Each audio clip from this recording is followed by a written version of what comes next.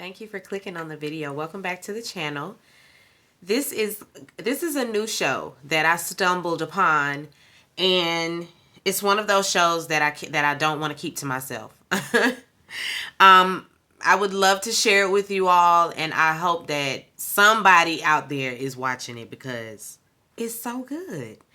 I'm talking about Accused. I want to say, what is this? Is this Fox? I think it's Fox. Anyway, it's a really good show. It's kind of giving Law and Order a run for its money. Law and Order SVU, because that's really the only one I watch. I don't watch them other ones. I only care about SVU, and although that's a great show and it's timeless because it has gone on forever and it can continue to go on as far as I'm concerned. But this right here is another crime show that I'm into. I'm into it. This is only the first season, of course, and each episode deals with someone that is like in court. So they start off every episode with somebody in court, and then we of course dial it back and we see, you know, what happened and what led up to them being arrested and having a trial and all of that. So I'm gonna go through, because the season I want to say probably about to wrap up because I'm just now getting into it, but I had to binge at least, I want to say 7 episodes. I binged, yeah, 7 episodes. And there's a new one, episode 8. And so I have to get into that one. And that one, when I come back, we're going to do a blow by blow. So so with the rest of these, so that we are not here all night. All day. It ain't nighttime. So so that we're not here all day. We're going to run through it briefly. Briefly. I can do that. I can do that. So episode 1 was Scott's story. Scott was a brain surgeon. And he had a family, of course, wife, 2 sons, one of which was away at college, I assume. The other was still living with them. He's high school aged. And, of course, they back and forth to the school about him and his behavior. He's a very angry teenager, and he's also homicidal. And so they need to get that under wraps, and they've had conference after conference. But Mama continuously enables it and makes excuses, and she's gonna do her best. She just pulled him out. Honestly, that's what she did. She pulled him out of that school, and she's gonna make him go to another one. And I assume she's been doing that. She's just been pulling him out.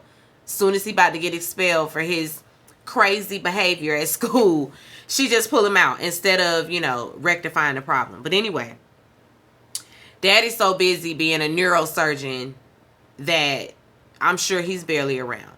But they know that something is wrong with him. Still not doing anything about it. Daddy gets this bright idea that he gonna kill his son. And so he leads him up this mountain, I guess, to push him off the cliff. He chickens out and doesn't do it. But it's only because his son kind of Jedi mind tricks him, like he manipulates the situation, because his son also knows that he was about to meet his demise, And so to save himself,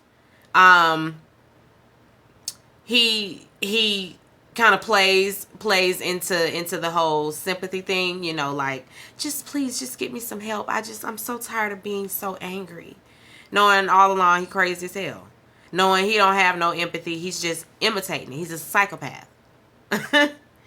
And so Daddy, it works on him. He thinks, this was some awakening moment for he and his son, and that, they had a moment. And so they get home feeling like everything's okay. The next day, that boy go to school and shoot up everybody he said he was going to shoot up. Because he had wrote it in his diary that he intended to leave out so that they were fine. And they didn't do nothing about it. And at first, son said, I knew you was coming out here to kill me. And so it's like, I was going to let you do it. Because I'm going to go through with it.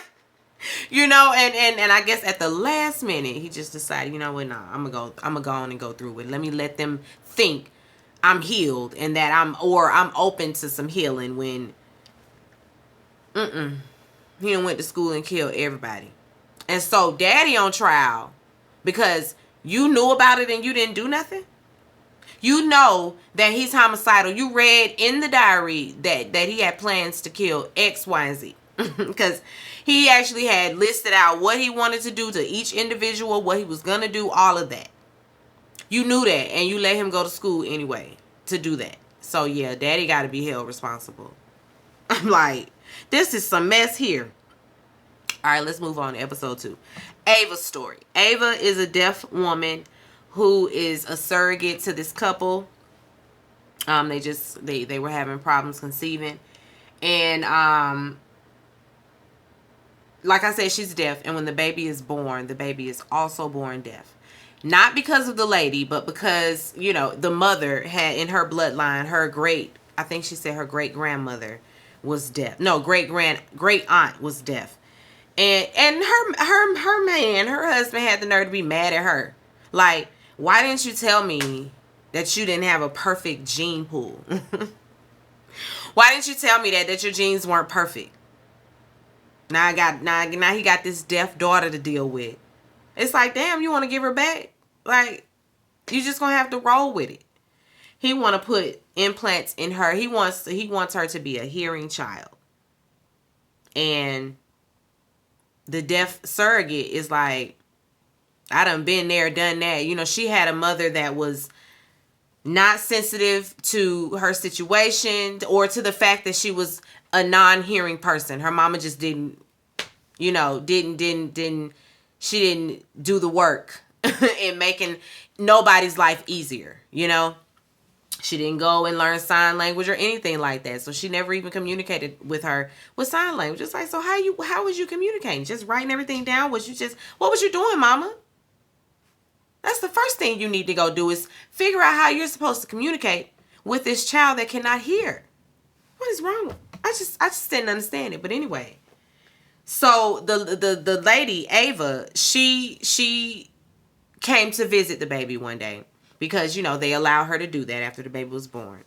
Because immediately after knowing the baby was deaf, after seeing her, she immediately had a connection with the baby. So she thought, she did carry her, but she had a connection with her because she was just signing with her, and the baby was just, lit up, smiling and all of that because they get each other. They get each other.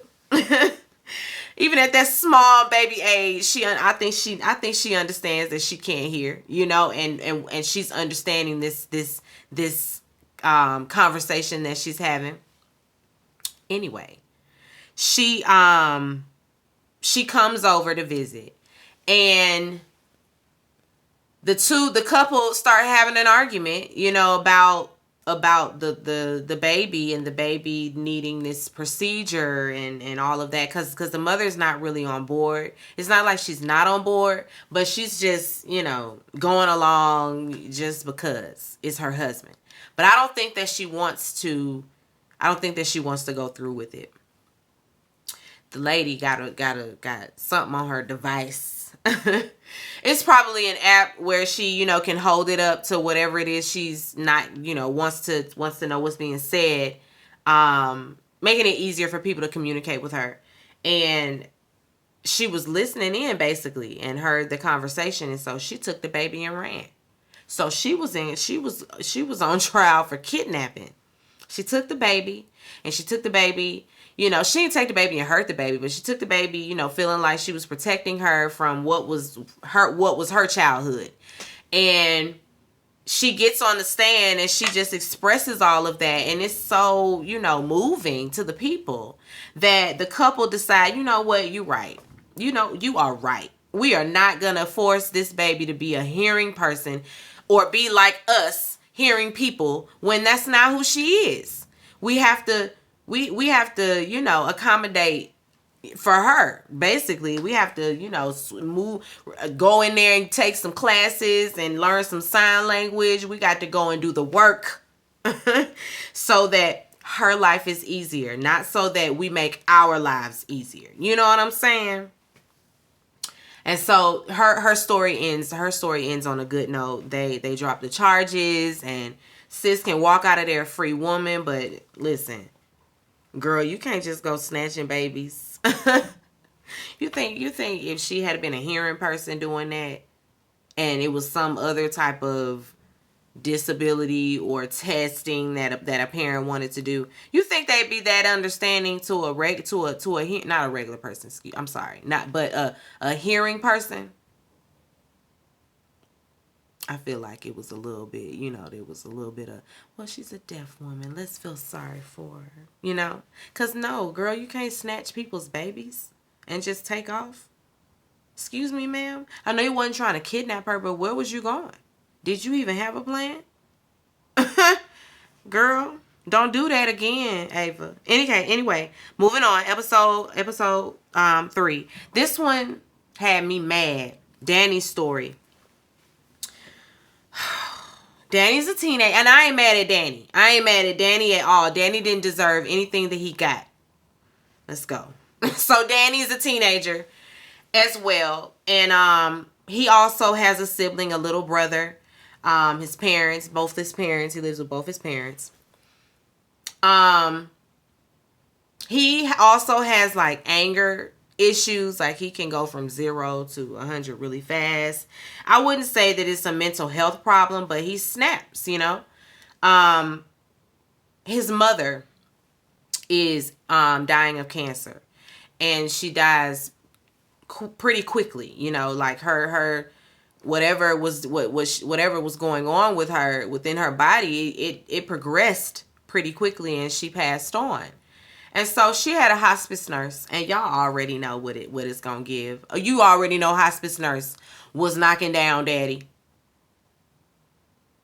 Daddy didn't even wait a week, and he was trying to move that lady in. She's sitting down at dinner talking about, I would love to make you guys meals. Let me know what your favorite food is. No, bitch. So you can put poison in it. Y'all already know that's what she was doing. And Danny knew it too. And Danny didn't trust her. Danny didn't trust her around there, no way. And she at the funeral, and she's a great actor, because she stood there and gave the very stoic look, or first it was, like acting like she was, sad or grieving, and then it changed, to like this very stoic blank look. And then she gave a little, I was like, did she smirk? Girl, you better act. You better give us all of them facials. You better give us all the facial expressions for what the lady was feeling. The subtext, I got it. I got it. That right there told me, I'm with you, Danny. She is not to be trusted. She killed your mama. And she coming for you next because you know about her. And that's exactly what she did. She came for him next. She was trying to put poison in his food, always trying to bring him something to eat. Get out of my face with all this, girl. They gaslighted the poor boy into making him think he was schizophrenic, like he was a paranoid schizophrenic. I mean, those are some of the symptoms, but he ain't no paranoid schizophrenic. This lady is crazy and she's evil. He tried to tell his friend, let's go to a lab. We got to get this oatmeal, because she tried to bring him some oatmeal. Let's go get this tested. Friend was like, have you talked to your therapist about this? He like, I ain't crazy. She's the crazy one trying to kill my whole family. Nobody listened. Nobody listened to poor Danny. I mean, drove Danny crazy. Okay. Practically they really did, because that's what gaslighting does. Make you feel like you going nuts. And he in a, in like a fit of rage, not even a fit of rage, because he was, running upstairs to go get some more proof, because she made steak one night, and Danny switched the place with his daddy, and of course wait, what are you doing? I made that for you. He doesn't like it that way. He like, why? What way? What way? It's the same food. What's the problem? But I just make it specifically for him. I bet. He said, oh no, okay, he switched it back. He went and took a little baggy bag. and put the steak in there because he gonna go get it tested. He's like, nah, I'm finna figure this out. He run upstairs. He grabbed the knife off the counter and go upstairs. And they run after him, of course, trying to get the knife back. Daddy, trying to coddle him like he's a crazy person. And he's just like, get back. I'm getting proof, Daddy. I'm trying to tell you. The girl, she comes in, and I don't even know why. Girl, lady, get out. She comes in, and he runs up on her. He rushes her and stabs her in the stomach. So that's why he was on trial. Because he just stabbed that lady. She didn't die. She didn't die. She's sitting up in court with Daddy, really trying to do the PDA in front of him. He was disgusted. It didn't do nothing but fuel his anger some more. Daddy convinced him to take the easy way out and plead insane so that he could spend some time in a mental hospital, which is where he was in the end, in the mental hospital. I'm like, ain't this about a bitch? They got him in the mental hospital, and her ass gonna come to visit. When she came to visit, you know what the news was? Oh, I don't know what happened to your dad. He just died. He's just so sick.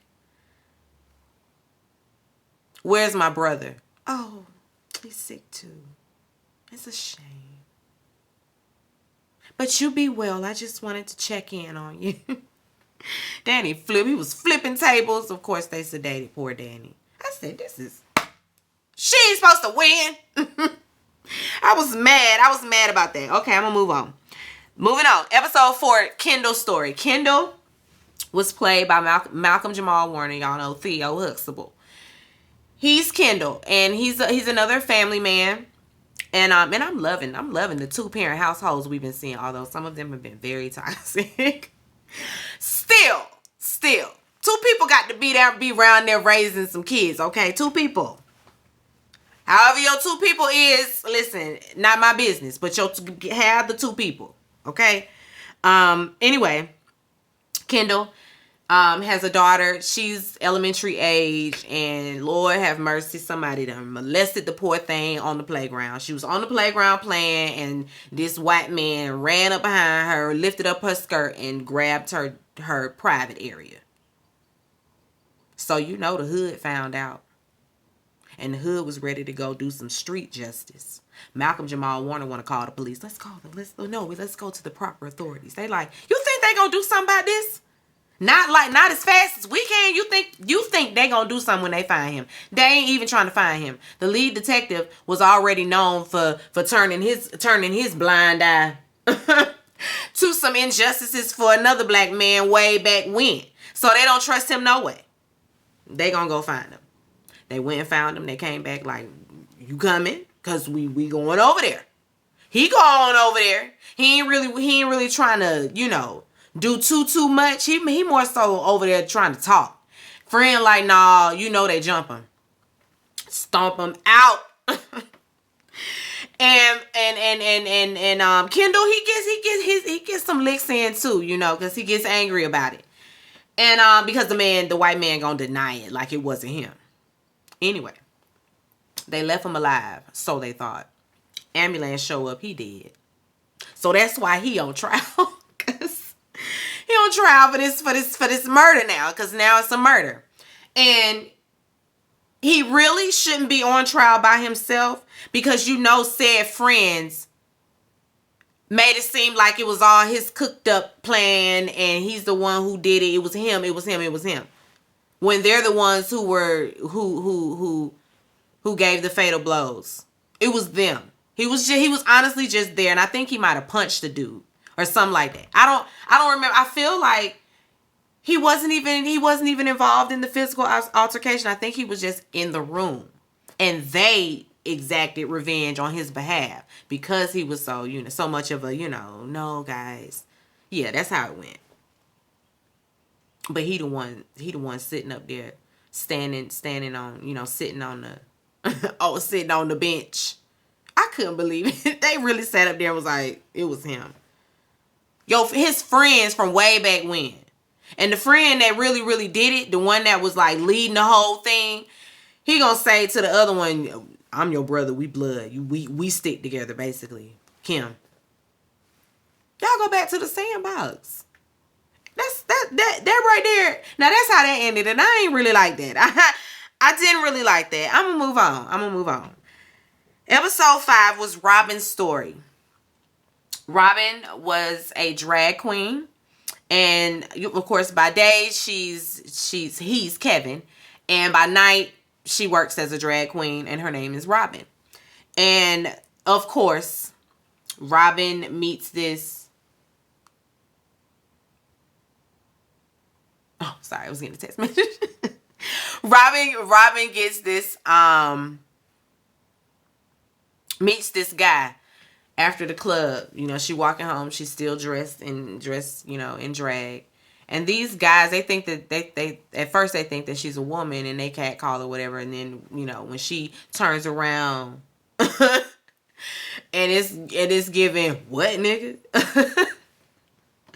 They spaz out, they're homophobic, slurs and all that bullshit. And of course, one of them gonna linger back because he wanted the kids. It's always one. I'm sorry about my boys back there. What you doing? I mean, if you're gonna do that in front of them and be like, hey, let's not talk to the lady like that. Let's not be like that. Be like this. Do what you're doing right now when they're standing there. It's always one lingering back because he in the closet. Take your ass on somewhere. But anyway, that way they shared shared a Uber, and she invited him upstairs, after their conversation. She know he was closeted. She knew all of that. And dealing with them, it's not going to end well. They messed around for a little minute. It was a little hot little minute, maybe a couple weeks. And it's every night though. It's every night after he done been drinking all night with his friends. He want to show up to her door so he can get some. One night he left his wedding ring. She saw it and she gave it back to him. And he was like, oh, my wife died. She believed it.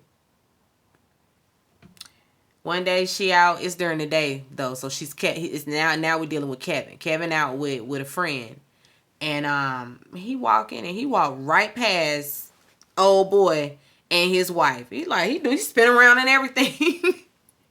He spin around and everything. It's like, you know what? I think I left something. Let me go on back over here.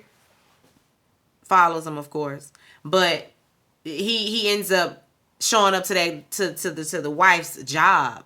She works in a clothing store. She's in retail and like a high-end store, And he in there and he buys some dresses, gives her a little commission, and they talk, relaying dating issues and all of that. He tells her that he was dating somebody, but turns out that the person is married. And he told me his wife was dead, and she was like, men are such shit. Men are such assholes. Like, yeah, girl, your husband. That was your husband saying that. He done put you in the grave, girl, and you sit right here before our very eyes. That was a shame. Of course, she gets home after, talking to someone all day, having a little bit of influence. Now she want to go to, couples therapy and go to couples counseling and make, get things right. He, he's kind of like, who you been talking to all day? She's like, oh, it's just a customer, I came in to buy a dress. At first, she said it was a customer, and he was like, a customer? And she was like, don't worry, he was gay. And then she said that he was buying dress, and he automatically knew who that was. So he called him like, don't you ever go around my wife's job now. What you doing? Now you doing too much. And he's like, why would you say your wife's dead? So they have a little spat about it. Then they meet up to talk about it. And he basically, cussed his ass out. By him, I mean Kevin cussed his ass out. And they part ways. His wife was sitting over there looking the whole time, so she done follow. Now she knows what's what. He get home and bludgeons her to death after she confronts him with what she knows. He done killed his wife. Then he calls Robin. So this is why Robin's on trial. Because now he tried to make her an accessory to the murder, to his murder. Absolutely not. He done called up Robin like, I told her, he made it seem like he told her everything and that she put him out and let's just run away together. So she get all dolled up thinking, okay, I guess I got my man, She get all dolled up ready to go. They pack up the car and everything, and they riding, and they end up in this like remote area. And she's like, well, what we doing here? He finally comes clean. And like, you got to help me. Excuse me? She get out the car, look in the trunk. Body really is in the trunk. She take them shoes off and take off running like a track star. I know that's right. And I'd have been running and calling the police at the same time. Telling them everything. You're not finna make me your accessory. Nope. You did this all on your own because you couldn't confront the fact that you were gay. That's it. You did not want that getting out past your wife. Because you know she would have told her mama would have told your mama, all the mamas would have known, all the cousins would have known, the whole neighborhood would have known, your brother, your homophobic brother would have known, you probably would have had to get an ass whooping from him. No, you did this all on your own, sir. She get in court and she has to come back and drag. You know, she's like, give me an hour. I got to come back how I was. She come back like I got the acrylics. I got the wig. I got the 6-inch heels that cost me about $1,300. I'm not doing none of that in this. So this is what I was given on that day. Does it look like I was moving bodies? The jury says no. He's acquitted. That's that. Now that episode, I was here for that. All right, moving on. Now this one, I can't pronounce the name. It's a Native American name. This one deals with 3 suspects. Actually 4, but they were on trial for murder. Their friend, well, he wasn't really their friend. See, this is what's going on. These are Navajo Native Americans, so they're from the Navajo tribe. And they were protesting it was this plant that was, whatever they were doing there, it was filtering into the community, into the reservation, and it was hurting the baby. People was getting sick. Babies was getting sick. People was dying. It was bad. And so they was trying to save their people and save their land. And they wanted them to stop doing whatever they was doing. Of course, they got arrested and everything. And then one of them is like a complete revolutionary. He's like, our people were warriors. The ancestors would not have us just sitting around having conversations. I'm ready to fight. I'll be out there. You know, he shoots an arrow. He's like, I'll be out there on the battlefield while y'all playing around, trying to see who you can talk to, trying to move, you know, strategically. He like, no, I'm just here to fight. He trained to go. And I'm with that. That's a part of the reason why they could not be enslaved, because absolutely not. If you don't get out of here. Nope, they'll just kill them. You know, and they wasn't going without a fight. They wasn't going without a fight. I'm with all that. I'm with all that energy. But anyway, these 3 get involved with with their friend who just got back from jail. Friend who just got out of jail only got out of jail because he agreed to be an FBI informant. The man wanted him to get information on because you know they always think that when you are fighting for your civil rights, that you are a threat to them in a major way. And so yeah, he want to put moles in the place so that they can run back information. So like, what are they, terrorists? Them people just want y'all to stop doing what y'all doing and stop killing their people. That's all they want. Get off our land. And so in court, of course, you know, the Native Americans are protected in every way. They're gonna always have it's gonna be always all Native American. Okay. Their lawyer is also Navajo. And she stands up to introduce herself, and she's speaking in her native dialect. And that judge gonna have the nerve to say to her that he cut her off and everything, like, in here, you speak English. She was like, excuse me, I'm introducing myself. In here, you speak English. This my motherfucking land. She should have told him that this is my motherfucking land. You don't tell me what language to speak on my land. We don't speak that. We ain't speak that when we were originally here before you got here and said it was English. That's not what we was speaking. I was so upset. Because how dare you, sir? How dare you? You got a lot of nerve. Anyway, they're on trial for murder. So the friend that was the mole, of course they found out and everything. When they went into the place, they was gonna shut it down themselves. They was just gonna pull some lever and it was just gonna all be shut down. Whatever it was they was doing, they was going in there to shut it down. And so they were, in the middle of that, police were called because he working with the FBI, so he done alerted them. They, are like in a room, have him cornered. It's like a standoff situation, but they, y'all got to work together. We are a family. We have to help our people. We cannot be in here fighting one another. And so they put the gun down on the floor, the gun that he brought with him, because the FBI agent told him, have that with you. That just needs to be there with you. Basically have it there. Maybe somebody will use it. So you just entrapping people? Like, what?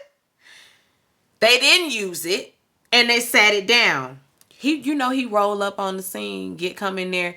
All four of them are standing there with their hands up. He walked right up to the boy and say, stop, put your weapon down. Bop, bop, bop, bop, bop. And they're like, did you? He did, girl. Shot your friend dead right there in your face. And they gonna blame you for the murder, because that's just how the law works. He gonna say to them, yeah, ain't that something? White man's law. I know he wanted to. I know he wanted to come across the table, but all he did was just spit on him. Because he had the nerve to come to him on some, you want to be my informant? If you don't get out of here, out of my face, I ain't doing shit for you. In the end, there was a Navajo Indian bailiff, and she was listening outside when that cocky FBI agent was just basically admitting to everything. She got it all on tape. And so all of it was exposed and it got shut down. Go Navajo tribe. They won in the end, and I was here for it. Okay, let's move on. I got one more. Brenda's story. Brenda is a comedian, and this was very relevant to today. She's a comedian, and she is a up and coming comedian. And there's another comedian who came up with her. Like, they all came in together. There's a couple of them, and they all came in together. But there's one that makes it before everybody, and he didn't really forget about him, but he forgot about him. And so there's a party. And they show up to his party. He's happy to see him and everything. She wants to pitch to him because she wants to go on his tour with him, like maybe open for him or whatever. She has some material she wants to show him, and he's like, okay, cool. Like, you want to put it on the Bluetooth? She's like, I don't want everybody to hear. He was like, well, okay, well, we can go upstairs where it's quiet. They go upstairs, of course, where it's quiet. He listens to her act or whatever, and he tells her it's good, and he's like, you got it, you can open for me a few times. You can host, and then you get your momentum going, and then you can have a spot. And so she's all excited about her new opportunity, because this is like Kevin Hart telling her, girl, come on, I got you. These white people though, so like, I guess I don't know no white comedians. I wasn't even gonna try. Like, I guess maybe like Seinfeld saying, hey, you want to come? You can be on my show, I guess. And while he's listening to afterwards, I should say, he basically just forces himself on her. Like, all right, let's go. And she's like, I don't want to.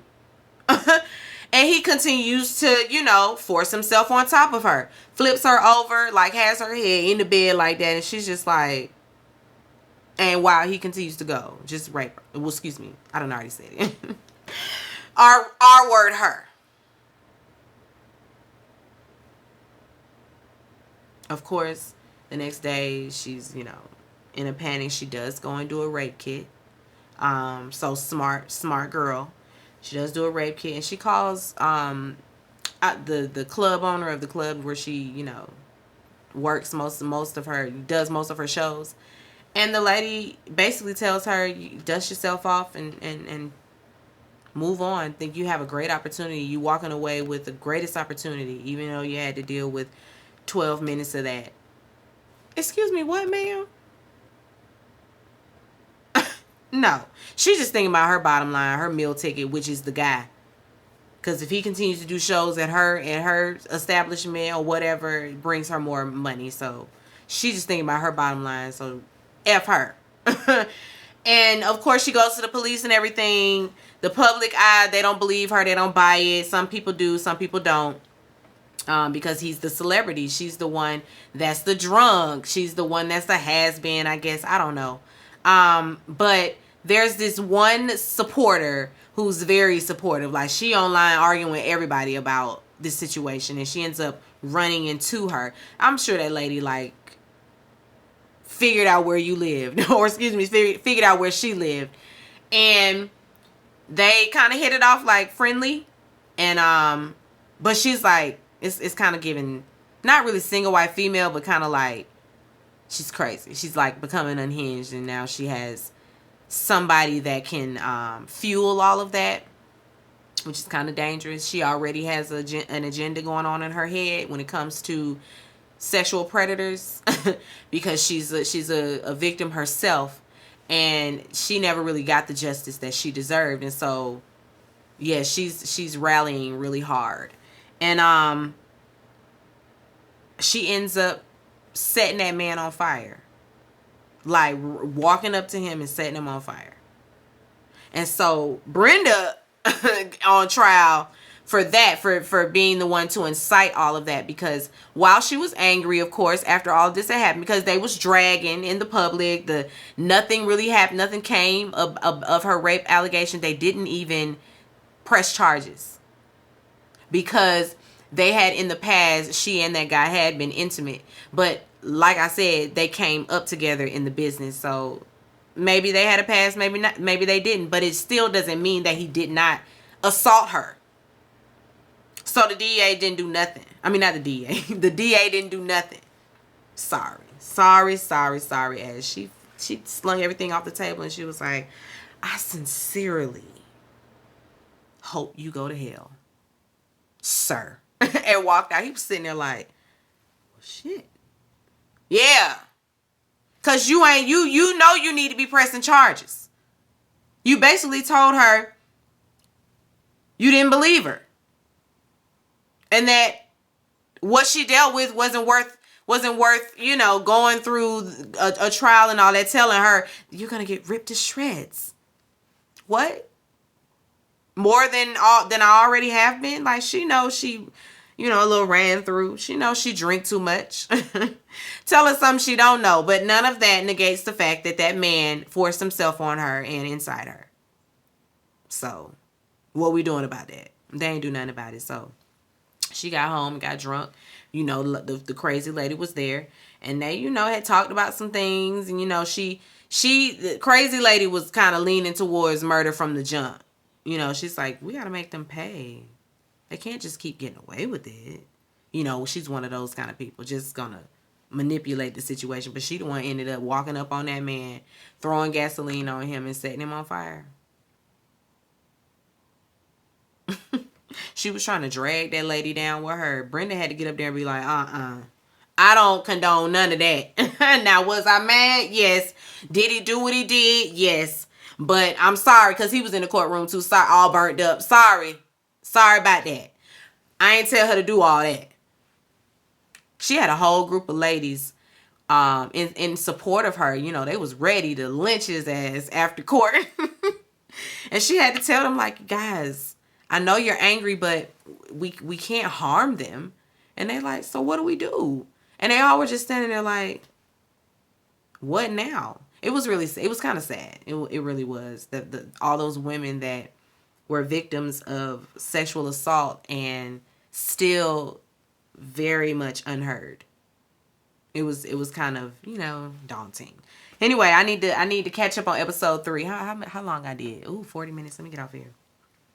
I hope you guys enjoyed the little ride. And that was episodes 1 through 7 of Accused. I enjoyed the series. I'm sure it's probably wrapping up shortly, because it's only Right now it's 8 episodes. I don't see a series in today's society lasting longer than 8 or 9 episodes. You know, they be done. Unless you Law and Order SVU and you're going to give us 25. Anyway, I'll see you guys later. Be sure to rate, comment, and subscribe to the channel. It's Call Me Busby, and I'll chat with you later. Peace and light.